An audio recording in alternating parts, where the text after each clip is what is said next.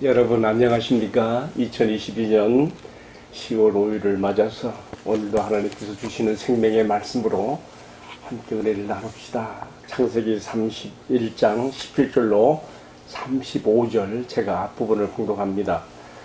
야곱이 일어나 자식들과 아내들을 낙타들에게 태우고 그 모은 바 모든 가축과 모든 소유물 곧 그가 바단 아람에서 모은 가축을 이끌고 가나안 땅에 있는 그의 아버지 이삭에게로 가려 할세. 그때 라반의 양탈을 깎으러 갔으므로 라헬은 그의 아버지의 드라빔을 도둑질하고 야곱은 그 거취를 아람 사람 라반에게 말하지 아니하고 가만히 떠났더라. 자, 이어지는 말씀은 라반이 추격죄를 편성해서 야곱을 추격하는 그런 장면이죠. 21절 그의 모든 소유를 끌고 강을 건너 길러 향하여 도망한 지 3일 만에 야곱이 도망한 것이 라반에게 들린지라. 라반이 그의 형제를 거느리고 실길을 쫓아가 길러산에서 그에게 이르렀더니 밤에 하나님이 아람 사람 라반에게 현몽하여 이르되 너는 삼가 야곱에게 선악간에 말하지 말라 하셨더라. 아멘. 네, 이어지는 말씀은 이제 라반이 야곱의 장막에서 자신의 도둑질을 당한 그 드라빔을 찾는 그런 이야기로 이어지고 있는데요. 그 내용은 말씀 나누는 가운데 함께 다루겠습니다. 자, 오늘의 본문의 말씀의 제목을 야곱의 장막에서 거짓을 다루시는 하나님이라는 제목으로 함께 은혜를 나누고자 합니다. 야곱의 장막에 이 거짓의 문제는 아주 뿌리 깊게 화근이 되어서 내려가거든요. 하나님께서 어떻게 다루시는가를 우리가 오늘의 말씀에서 보는 겁니다.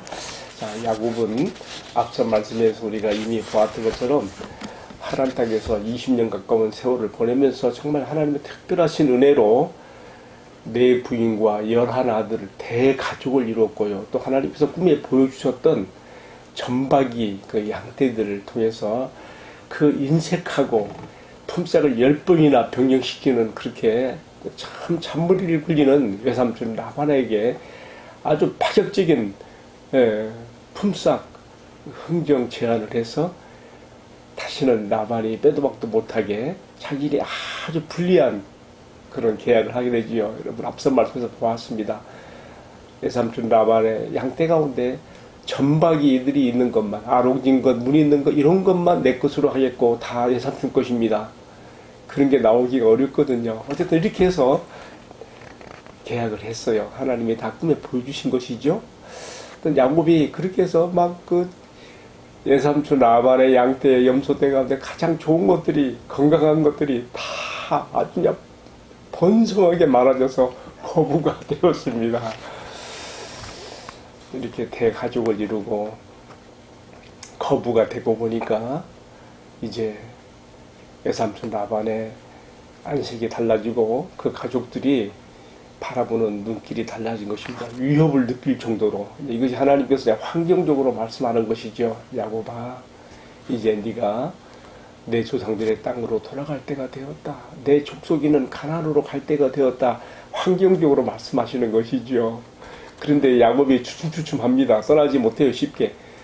밤에 하나님께서 야곱에게 꿈에 나타나셔서 말씀하시죠. 우리가 어제 말씀에서 봤지요. 야곱아, 이제 내 조상의 땅, 내 족속에게로 돌아가라 하시면서 또 이어지는 말씀에 보면 20몇 년에 베델에서의 그 소원을 들먹이시면서 돌아가게 하시는 것이죠. 이제 야곱은 단호하게 결단을 내립니다. 그래서 어떻게 했습니까? 자기가 양치는 들판으로 자신의 두 아내 레아와 라헬을 오게 만들어서 그래서 그들의 의사를 물어보지요.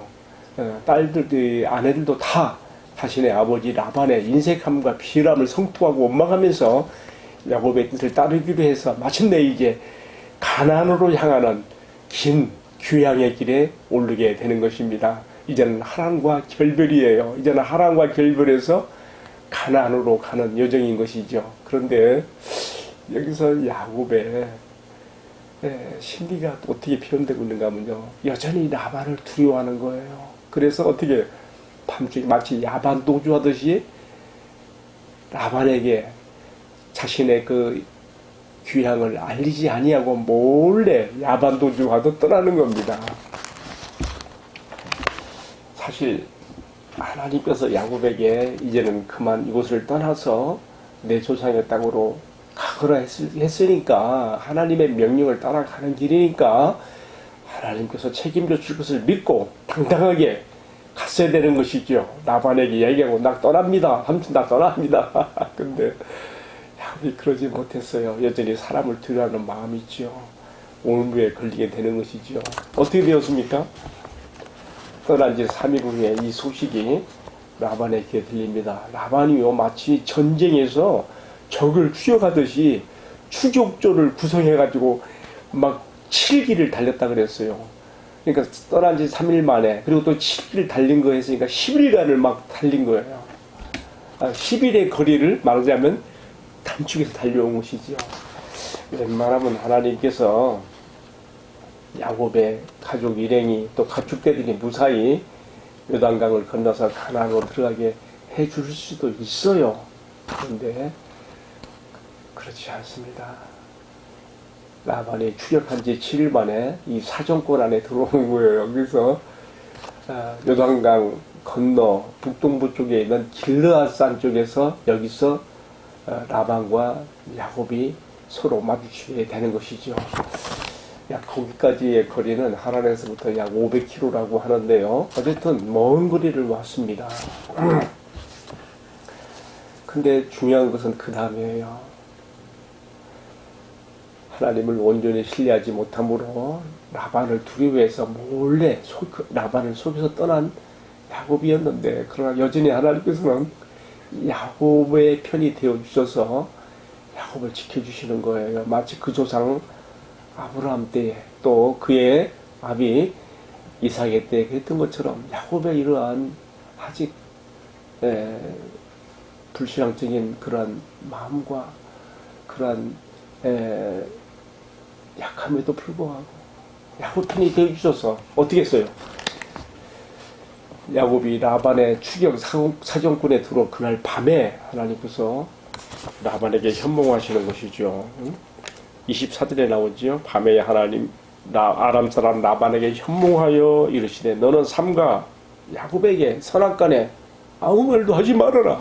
아주 그냥 여기서 라반의 그런 그 추격과 그의 공격을 차단시키시는 것이죠.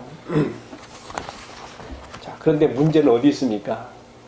라반은 자기 꿈에 나타난 하나님의 이러한 주의사항을 듣고 야곱을 공격하지는 못합니다. 그러나 그가 한 가지 들고 나온 것이 뭐냐면, 누가 내 장막에 있는 나의 드라빔은 가족 신이에요. 가족 수호신 드라빔을 훔쳐갔는데 찾아봐야 되겠다. 그 야곱이 막 지금 라헬이 자신을 그걸 훔쳐 나왔었거든요. 이 사실을 모르기 때문에 그것이 발견되지 않아 살지 못하리라고까지 막 말하면서 또다시 한번 이 가족이 위기에 지금 몰리는 겁니다. 라반이 이 장막 저 장막을 다 다니면서 찾아보면서 나중에 라헬의 장막에 왔을 때 라헬이 어떻게 합니까? 그 드라빔을 낙타 안장 밑에다가 감추고 그 위에 올라 앉은 다음에 어떻게 했어요? 아버지 라반이 들어오니까, 아버지요, 내가 지금 생리 중이어서 일어나 영접할 수 없사오니 용서하시라고 하면서 그 위기를 또 거짓말로 면하는 것이죠. 거짓말이 계속 이어지는 야곱의 가족의 이러한 거짓의 문제. 이것이 하나님께서 이것을 다루고 싶으신 것이죠. 자, 이제 오늘 말씀 제가 대략적인 내용을 정리했는데요.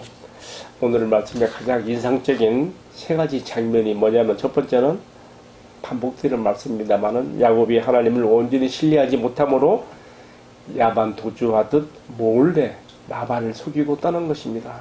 두 번째는요, 이러한 야곱이지만 하나님께서 야곱을 보호하사 라반의 추격권에 들어와 있는 그날 밤에 라반을 현몽하시고 야곱에게 해를 끼치지 못하도록 막았다는 것. 이게 참 굉장히 중요한 장면이죠.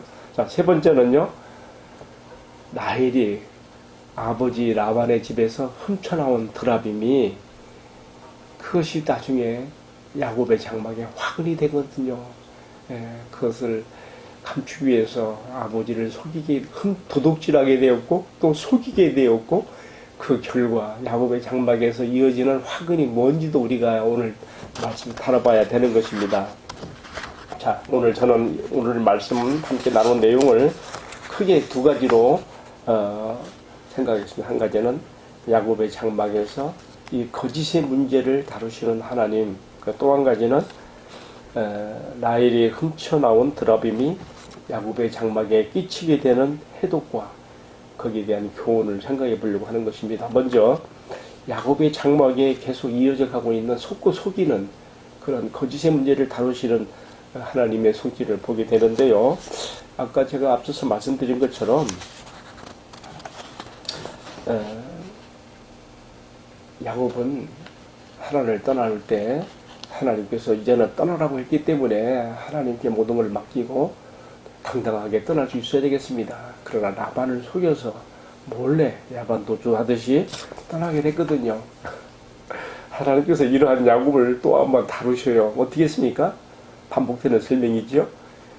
추격조를 편성해서 뒤쫓아오는 라반의 추격 사정권에 걸리게 만드셨어요. 사실은 야곱이 지금 길르앗 산지 쪽을 향해서 갔다는 것은요, 추격권에 들지 않고 산림 속으로 잘 보이지 않는 산림 속으로 들어가서 가나안으로 들어가는 그런 경로를 택한 것인데 하나님께서 거기에 들어가기 전에 추격권에서 잡혀지게 하신 것이죠.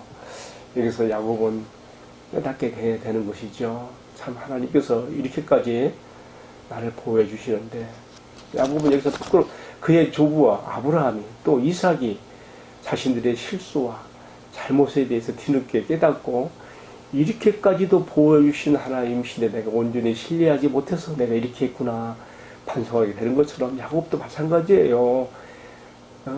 라반이 지난밤에 하나님께서 너의 아버지 하나님이 나에게 너를 해치지 말라고 너에게 가부간의 선악간에 말하지 말라 했기 때문에 내가 너를 봐주는 거 아니? 그 말을 들었을 때 야곱이 뭘 느꼈겠어요? 야, 하나님께서 이렇게까지 나를 돌보시고 보호하시는데 내가 아직까지 하나님을 신뢰하는 면에 있어서 너무나 부족하구나. 자신의 부족을 깨달았겠지요? 우리가 이렇게 실패와 실수 속에서 우리는 깨지면서 성장하는 것입니다. 어쨌든 이러한 일을 통해서 야곱은 또다시 한번 깨어지는 것입니다. 문제는 라헬에게 있어요. 라헬이 아버지의 드라빔을 훔쳐 나왔고 또 그것을 찾는 아버지 앞에서 거짓말을 하면서 드라빔을 나귀 안장 밑에 감추시죠. 여러분 계속해서 야곱의 장막에 이러한 속고 속이는 이야기가 반복되어 나오는 것은 한 암시가 되고 있어요. 어떤 암시가 됩니까? 실제로 이런 속고 속이는 거짓의 문제는요, 후에 야곱의 가족이 가나안에 들어왔을 때에 어떤 일이 벌어집니까?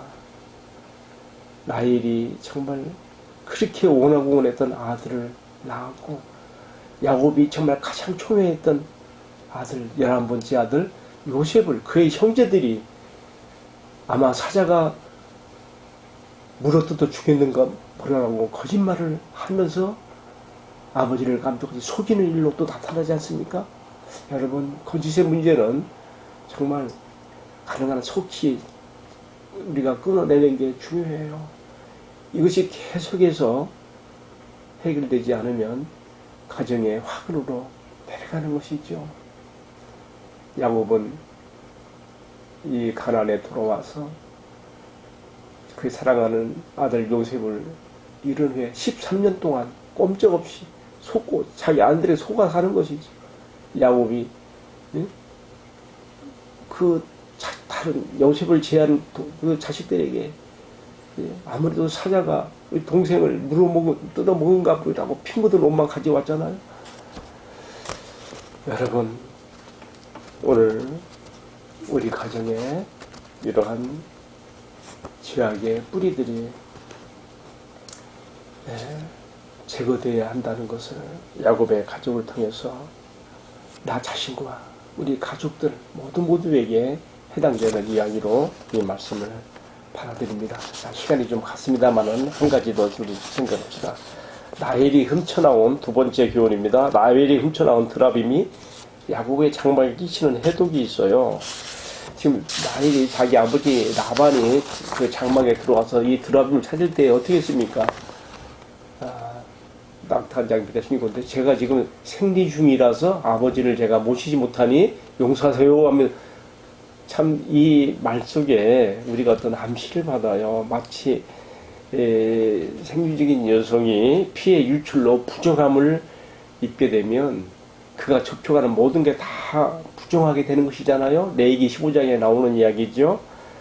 장차 라헬이 훔쳐가지고 들어온 그 속임으로 아버지 라반을 속여서 간직한 이 드라빔이 야곱의 가족의 우상 숭배의 죄악으로 작용해서 부정을 입게 될 것을 상징처럼 지금 이 본문의 말씀이 이 장면이 그려내고 있는 것입니다.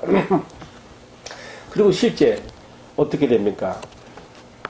후에 야곱이 가나안으로 들어와서 세겜으로 빠지지요. 세겜에서 거주하는 동안에 거기서 우상 숭배의 죄악들이 일어나게 됩니다. 창세기 34장 그리고 35장 2절 3절에 보게 되면요.